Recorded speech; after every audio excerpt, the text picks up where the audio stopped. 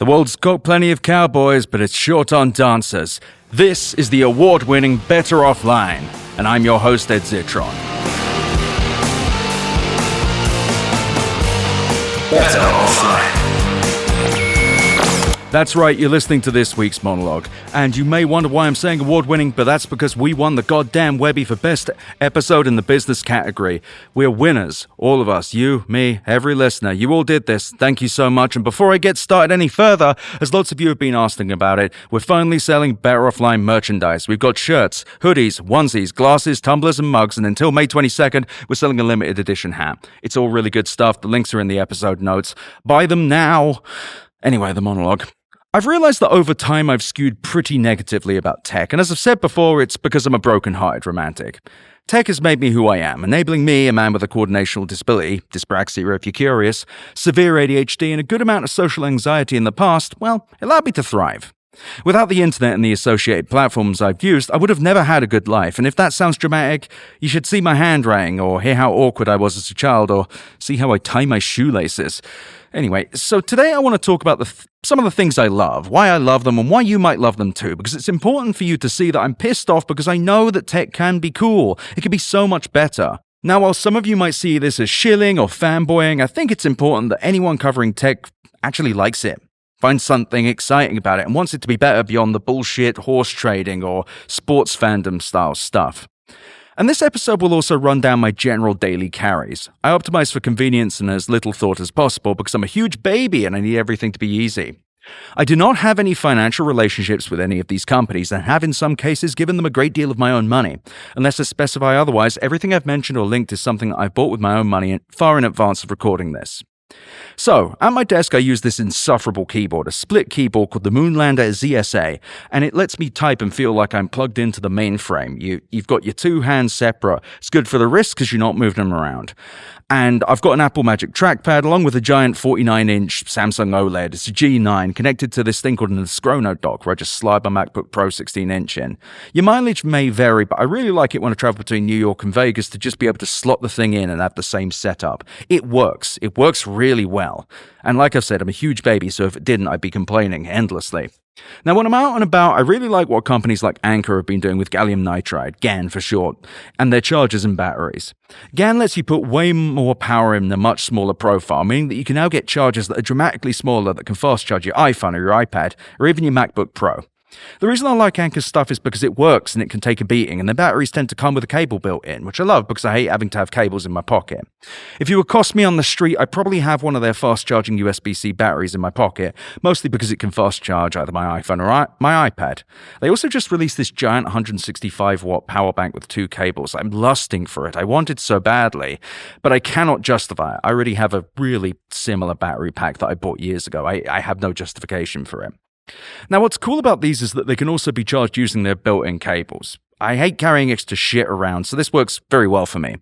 I also use an Anker Prime charger when I'm traveling. It's got the ports to power all my stuff, including my MacBook, along with a MagGo wireless charging station, which is kind of a little fold-up thing, charges your AirPods Pro, your Apple Watch, and your phone via MagSafe. It all just kind of works, which is kind of the theme of everything.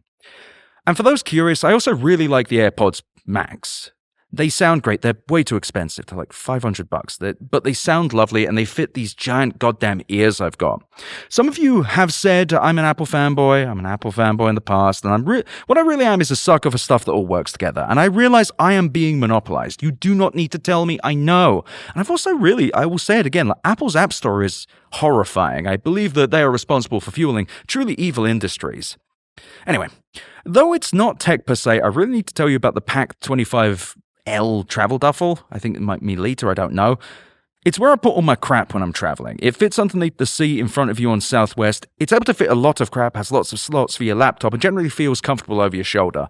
I know it's weird to bring up a bag and a tech thing, but this bag is amazing. I've gone through like 5 different other bags to find this one, and I can throw my Prime charger in it, my MacBook, my iPad, my clothes, medicines, all sorts of crap, and it all fits in, and it opens at the top so you can look inside of it without having to pull it fully out. I love it.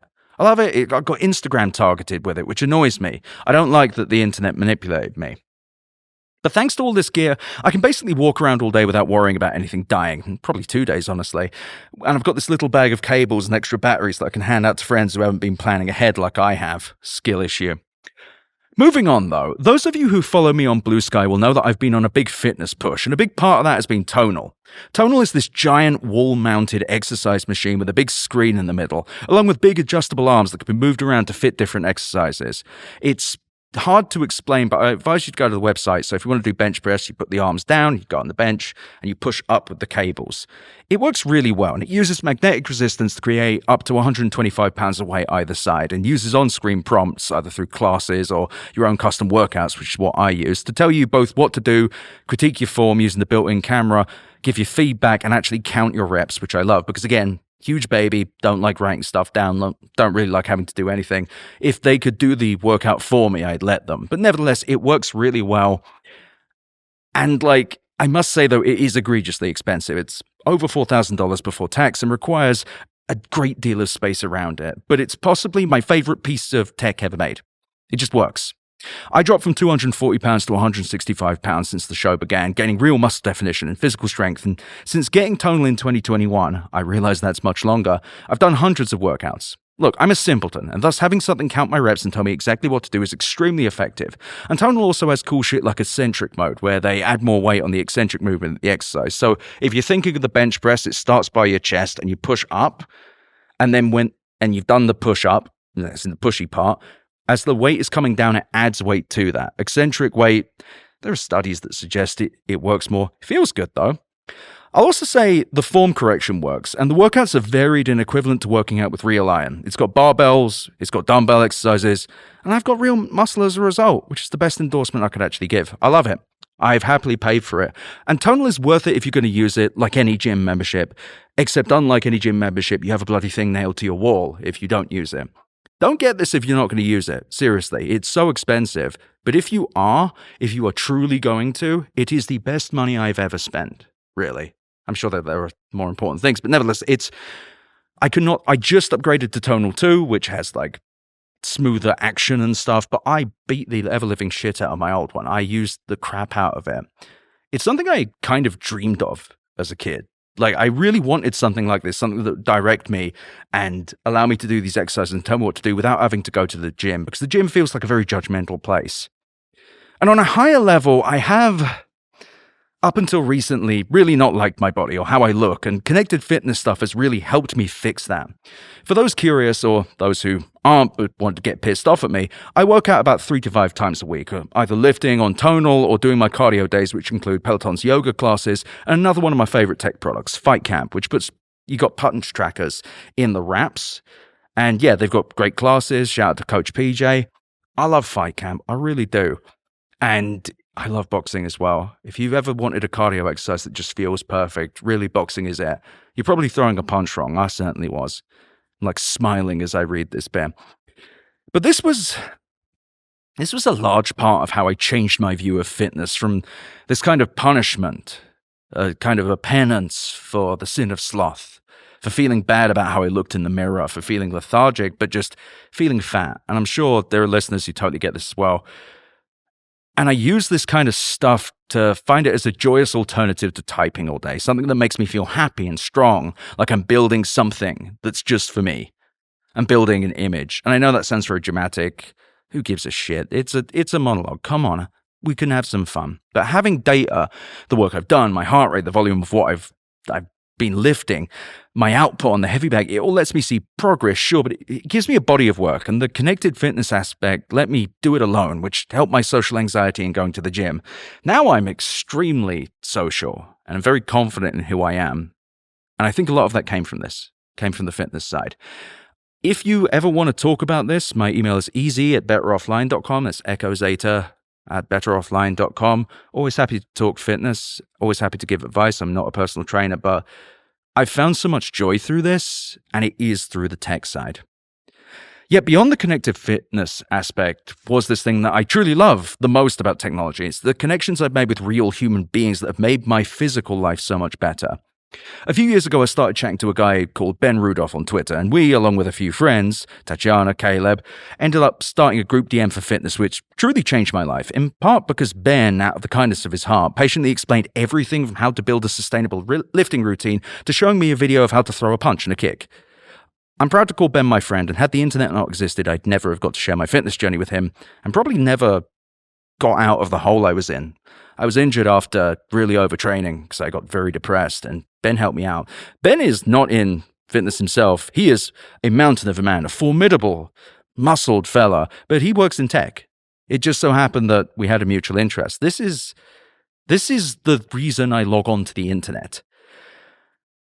And this is really what I love the most about technology. As dark and ominous and brutal as the world feels right now, as noxious and poisonous as social media can feel and seem, there's such joy to be had connecting with others about just about anything. I love using Reddit, and if you're on the Better Offline Reddit, I truly love you for posting there. And the way all of you responded to the Webby thing actually made me cry in the best way. Thank you. And I love Blue Sky too, because for every sickly little pedant correcting me, there are hundreds of wonderful souls, many of whom choose to email me when I make this show. At the core of my critiques and complaints is the sense that I know what technology has done and will do for me, and a frustration that there are those who would interfere with that process as much as possible for profit. Or growth, I guess. And I realize it's bland and obvious to say the internet is good for connecting people, but it really is. And had it not done so for me, I don't know if I'd have made it out of my teens. And you can choose what you want to make that mean. I find such joy and love in my friends. I'm so incredibly grateful for them. At times I well up with the love in my heart for their kindness and their generosity that they continually show me, and almost every single friendship I've made has started online. I can connect with them wherever they are in the world. I can send them what I'm doing, or hear what they're doing, what I'm feeling, and vice versa. And for that, I'm eternally grateful. Nothing about this gratitude stops me from critiquing these companies, and indeed the love that I've fostered through digital connections drives my fury at those who would interfere with or exploit it. True cynicism doesn't come from a place of emptiness. It comes from a determination to defend that which makes us feel whole. Thank you for listening. And again, by the way, thank you for voting for me in the Webbies. It fucking rocks we won. Actually, you know what? Before I go, I was going to log off there. I just want to thank everyone who works on Better Offline. I forget whether we put the thing at the back that says all of these things again, but thank you to Matt Asowski, Robert Evans, Sophie Lichterman, Ava Warrender, Daniel Goodman, Ian Johnson, and everyone who works on this show. You've been extra normally supportive. It's a pleasure to do this. And yeah, thank you to the listeners as well.